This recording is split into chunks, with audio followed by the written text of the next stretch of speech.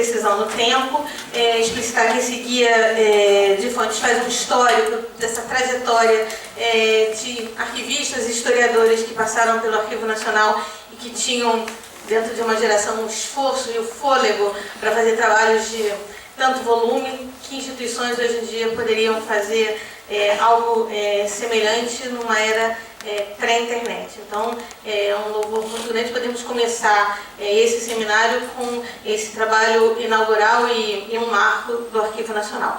Nós passamos a palavra para a professora Hebe Matos. Acho que a gente senta ali para poder ver melhor. Tá? É só um guia, só um guiazinho, eu não vou colocar grandes imagens, não, é um guia da palestra. De fato, eu vou condensar, e estou reaproveitando aqui, uma palestra que eu fiz já tem alguns anos, mas que eu acho que se adapta bem, que se chamava O Olhar do Historiador, foi na ANPU de 2007, né? Então já tem 10 anos, eu vou fazer uma atualização no final, mas foi a primeira vez que eu fiz uma tentativa, o texto saiu alguns anos depois, então já houve, né, uma primeira atualização, que fazia um breve balanço, né, da historiografia da escravidão. Pode ir para o próximo slide. Só baixou de passar.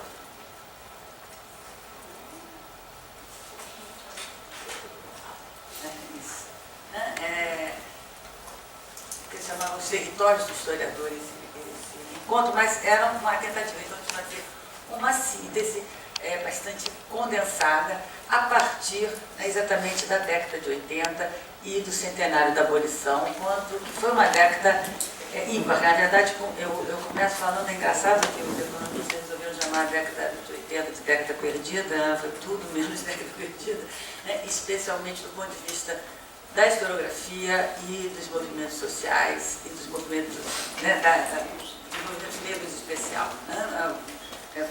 Temos não só a Constituinte, a Constituição de 1988, né, todo o processo de redemocratização, mas do ponto de vista da historiografia, e nesse processo, né, foi uma década extremamente rica, em termos da historiografia da escravidão. Então, é muito bom falar, logo depois do Sátiro, lembrando do guia de fontes de história da África e da África, da escravidão e do livro da sociedade brasileira, que foi um dos marcos, né, que aconteceu junto com esse boom de produção historiográfica, especialmente no marco das pós-graduações, que acontece nos anos 80. Essa síntese eu organizei a partir de três discussões. Né? Primeiro, as questões colocadas pelo historiador, esse é o modo, como as questões colocadas pelo historiador produz uma busca de uma nova tipologia de fontes e o que se realiza, né, numa determinada forma, né, de narrativa, relato, de discurso historiográfico. E é a partir desse tripé que eu vou fazer um overview, né, dos anos 80 até o momento atual. Então eu acho que o marco inicial então, é a história social da escravidão no contexto do centenário da abolição, né, onde os acadêmicos estão discutindo com o movimento de redemocratização e com o movimento negro em especial, né, foi um momento muito rico, todo 13 de maio e 20 de novembro tinham, como hoje, né, mas tinha uma série de eventos onde havia um certo choque, né, a ideia da falsa abolição era fortemente colocada pelo movimento negro. Foi um momento que Zumbi, né, que o 20 de novembro, né, apareceu como data comemorativa, e essa discussão foi uma discussão extremamente fecunda, porque ela produziu, do ponto de vista da historiografia, né, de um lado, eu acho que tem duas problemáticas muito importantes. A primeira, que eu estava até mais ligada pessoalmente, né, que eu chamei ali de história demográfica e social, é toda uma discussão que vai tentar pensar o funcionamento dessa sociedade escravista, do econômico e social, de um olhar mais próximo.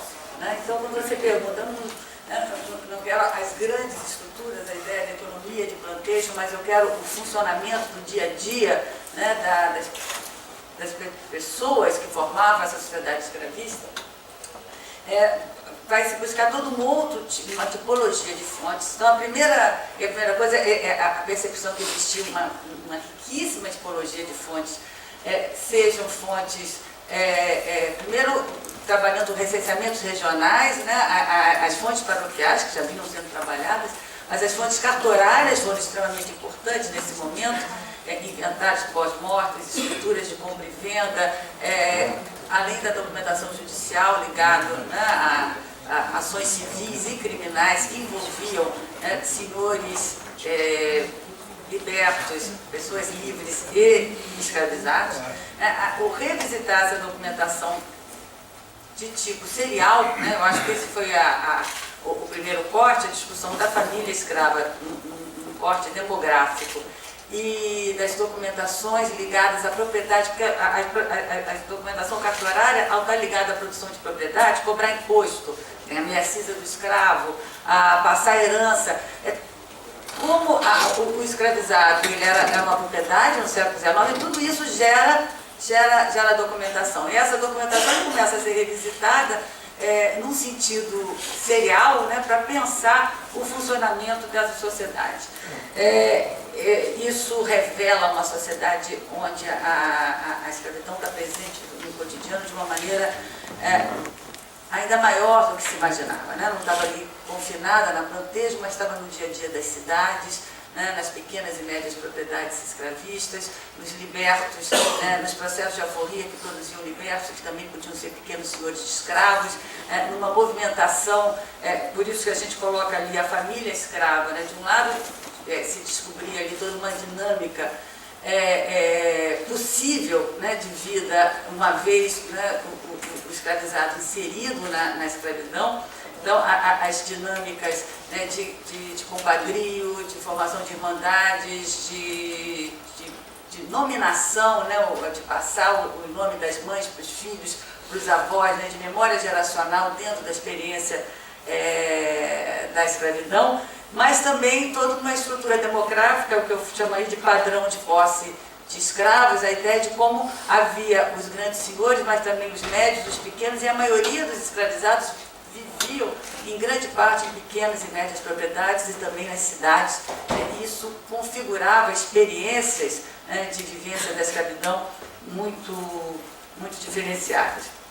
Por outro lado, no mesmo tempo, né, e aí eu, na historiografia, eu coloco eu aqui centrei mais nas fontes, né, mas dois grupos importantes nos anos 80, um na UF com a professora Maria da Linhares e o professor Ciro Cardoso, que eu fui orientando, né, o prazer de participar, outro em São Paulo, né, com a ex-aluna já Alice Carabrava, que começaram a trabalhar, né, o Luna, vão fazer todo o estudo, né, dessa pequena propriedade escrava, né, nessa mesma época.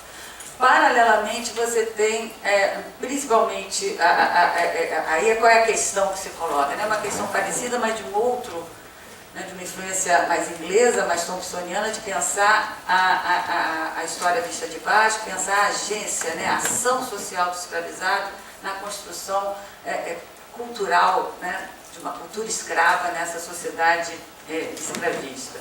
E esse tipo de pergunta, né, esse tipo de questão, ele vai levar a uma exploração principalmente da documentação criminal, né, porque é uma documentação onde o escravizado falava, né, como testemunha informante, mas falava, mesmo que passando por uma série de intermediários, toda uma polêmica, né, o papel desses intermediários, o quanto a gente podia recuperar, né, uma fala, né, do escravizado, né, nesse tipo de processo.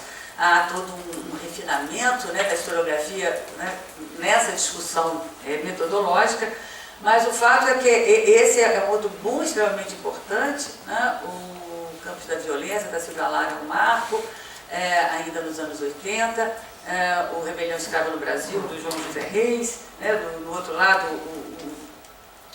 eu posso citar o assunto da história, todo o trabalho da história econômica da USP nesse mesmo momento, Mas, bom, eu acho que esse é um grande ponto. Já em 88, né, você chega com essas duas vertentes bastante fortes. E o tipo de discussão, né, esses acadêmicos todos eram jovens acadêmicos em discussão com o movimento negro. Né? Eu acho que esse é um outro ponto muito importante nos anos 80. Né? Eu coloco aí Negociação e Conflito, é o título de um livro do João José Reis e do Eduardo Silva, publicado em 89. Né? O subtítulo é o Escravo que Negocia, onde você tem um artigo sobre o levante dos malês, outro sobre a atuação dos nascidos no Brasil na Guerra de Independência da Bahia, reivindicando a liberdade. O Henry Zumbi, o pai João, o escravo que negocia, do João Reis, que trabalha essa negociação cotidiana dentro da plantation, criando, da plantation, ou das cidades escravistas, ou da pequena propriedade, criando espaços próprios de sociabilidade. Eu acho que você chega em 88, né, com essas duas tendências bastante consolidadas. O próximo. Nos anos 90, né, essa, de certa maneira, se começaria a olhar para aspectos que essa historiografia, esse boom dos anos 80, não contemplou. Né? De certa maneira, se voltava os anos 80, de certa maneira, se silenciou inicialmente sobre dois temas mais clássicos da historiografia. Né? Talvez exatamente porque eles estavam muito vinculados às duas grandes explicações estruturais da escravidão brasileira. De um lado, o tráfico negreiro, a imensa dependência do tráfico negreiro, que coloca a questão clássica, né, que eu acho que está voltando agora no século XXI, eu acho que ela estava ali no silêncio e são questões que se retomam agora. Uma ligada à vinculação, né, o tráfico negreiro enquanto ramo de um comércio globalizado, né, que faz o vínculo entre capitalismo e escravidão, e que tem um boom no século XIX, né, no momento da instauração do Estado Nacional Brasileiro. E o outro, a importância da alforria na sociedade brasileira, aí a tese do Érico Williams, a primeira, a segunda, a importância da alforria na sociedade brasileira, criando, né, uma população de cor livre importante, que tornaria, né, daria uma especificidade para a escravidão na América Latina, que é a tese clássica do Canenbaum, da escravidão nas sociedades de colonização católica e, de certa maneira, que se comunicava, né, com a abordagem clássica do Gilberto Freire. De certa maneira, os anos 80 recusava essas discussões estruturais para pensar uma dinâmica mais cotidiana da vida dessa sociedade escravista, do ponto de vista, né, econômico-social ou do ponto de vista das dinâmicas culturais da escravidão.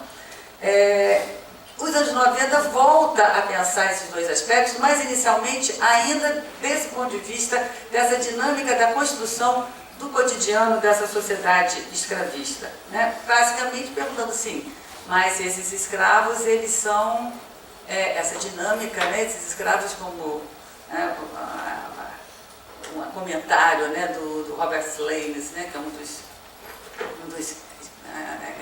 influências importantes, um dos construtores dessa historiografia dele nos anos 80, né, em relação ao trabalho clássico do Sidney Chalhoub, Visões de Liberdade, mas esses seus escravos, eles agem, eles têm agência, mas eles podiam ser noruegueses ou africanos, que isso não está influenciando a agência deles. Né? De certa maneira, a busca de entender, né, quem são esses africanos. Nos anos 80 a gente trabalhava muito com africano e crioulo, que eram as definições das fontes de época, mas os africanos podiam ser Nina, Monjolo,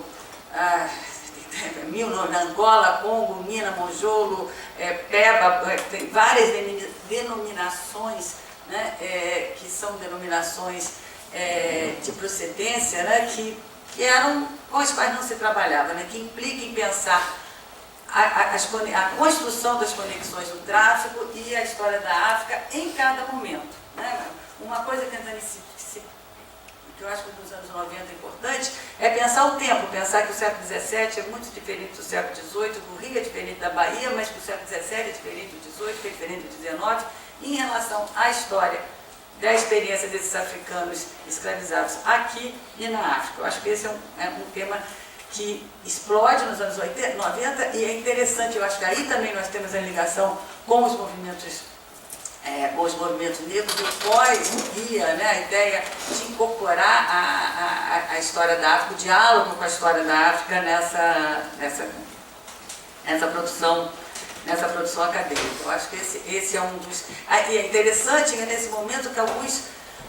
E o outro tema, né, são voltar a pensar o cotidiano, né, o efeito, né, em termos de produção cotidiana na vida dessa sociedade escravista, do acesso à alforria, né, as formas de acesso à alforria e as experiências de vida de libertos e de livres de cor. Isso nos leva a pensar temáticas de mobilidade social, mas em seguida também de pensar a temática da experiência do racismo, né? Eu acho que há discussões dentro do campo, eu acho que eu já estou trazendo um pouco do século XXI, eu acho que a virada dos anos 90 para o século XXI, nos anos 90 talvez a temática da mobilidade social apareceu inicialmente, junto, né, com as demandas dos movimentos negros e 2001 do Urban é importante, né, que coloca a temática das políticas de reparação em relação, seja as cotas raciais, seja a intensificação dos movimentos de titulação quilombola, seja as leis, né, a lei de 2003, de obrigação do ensino de história da África e da cultura brasileira, há um diálogo onde parte da academia começa a pensar, a colocar como problemática não apenas a mobilidade social, né, a saída, né, da escravidão para a liberdade, a possibilidade de um liberto comprar um escravo, né, porque esses temas começaram a ser muito politizados no tempo presente, né, mas a experiência do racismo dessas populações livres de cor, né, visibilizando, tornando visível uma série, né, de personagens, né, invisibilizados, né, ao longo dos séculos posteriores. Bom, deixa eu